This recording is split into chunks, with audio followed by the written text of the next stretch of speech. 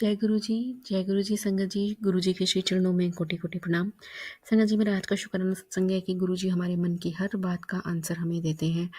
और कैसे उन्होंने मेरा अभी रिसेंटली एक बहुत ही इम्पोर्टेंट और बहुत ही ज़रूरी क्वेश्चन का आंसर दिया।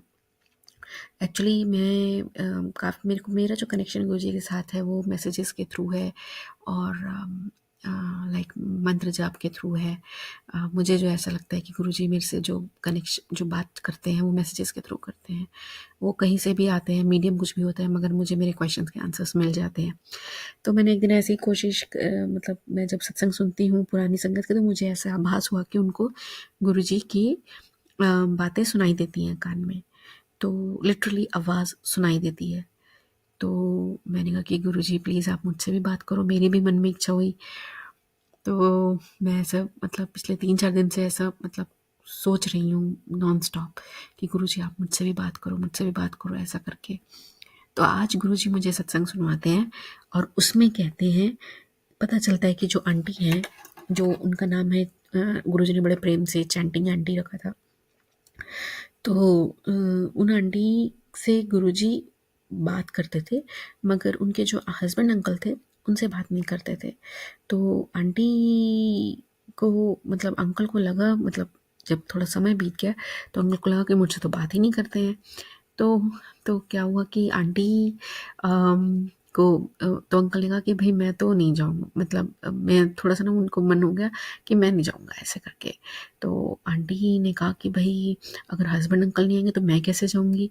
क्योंकि कई बार तो जो गुरुजी हैं वो रात को लेट लेट नाइट भी आवर्स में भी रोकने के लिए बोल देते हैं, रुकने के लिए। तो आंटी अपने माइंड में अगली बार जब जाती हैं तो बोलती रहती हैं कि गुरुजी आप मेरे हस्बैंड अंकल से भी बात करो, प्लीज़ करो, प्लीज़ करो, वरना इनका मन हट गया तो मैं कैसे आऊँगी। तो आंटी ऐसा बोल रही होती हैं और फिर वो जब वापस जा रही होती हैं तो एक आंटी, दूसरी आंटी सत्संग कर रही होती है शिव मूर्ति के बगल में कहीं, ऐसा मैंने जहाँ तक सुना है सत्संग में। मैं अगर सही बोल रही हूँ तो गुरुजी मुझे क्षमा करना अगर गलत बोल दिया तो। संगत जी आप भी क्षमा कीजिएगा।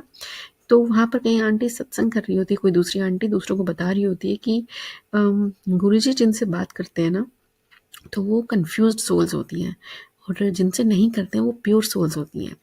तो जब आंटी ने ये सुना तो आंटी बड़ी खुश हुई और आंटी ने अंकल को बताया कि चलो मैं तो खुश हूँ कन्फ्यूज्ड होकर के भी, क्योंकि मैं तो अपने गुरु से बात कर रही हूँ, मेरे लिए यही बहुत है कि मैं कन्फ्यूज हूँ, that doesn't matter, but you should be happy, uncle should be happy कि आप प्योर सोल हो।